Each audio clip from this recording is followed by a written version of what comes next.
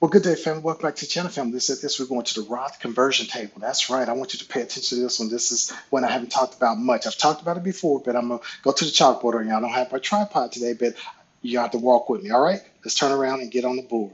All right, family. We got a gentleman. He and his wife, they're both 50 years old, and he has amassed $2 million. He's 500,000 into his Roth IRA.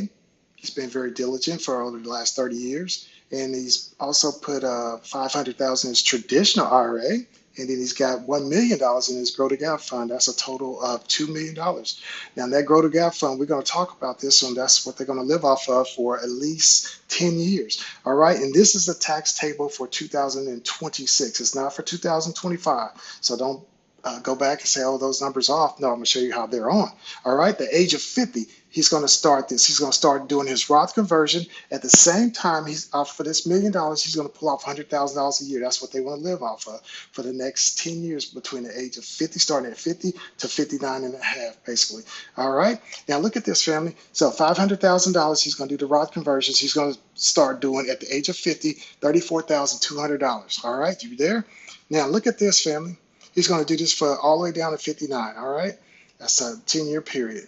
But that money amassed to $2 million by the time he's finished doing these Roth conversions, okay?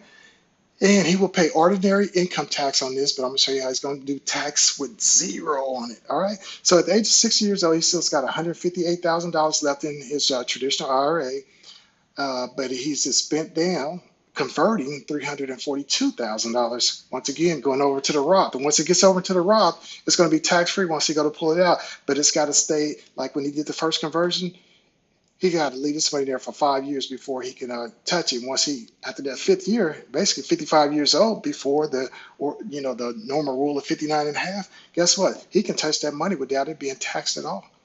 But it's got to stay in there for 5 years. So each of these conversions got to be in there for 5 years from the age he started with. Okay. So that next year be 51. Then it's of course 56 before he's able to touch this money. All right. So when he's found his taxes, this is the beauty of it. Married filing jointly for next year is 23. For the standard deduction is $32,200. Okay. And also you can do a charity, even though you're not doing a standard line by line and all of that, you can still get $2,000. That's $34,200. That's how we didn't go over there. That's zero taxes there because that's ordinary. Now, under this one is capital gains, long-term capital gains right there. $100,000 is taxed differently. All right. He can get up to $100,800 at 0%. That's right. Taxes. Gamifying it. Let's go, family.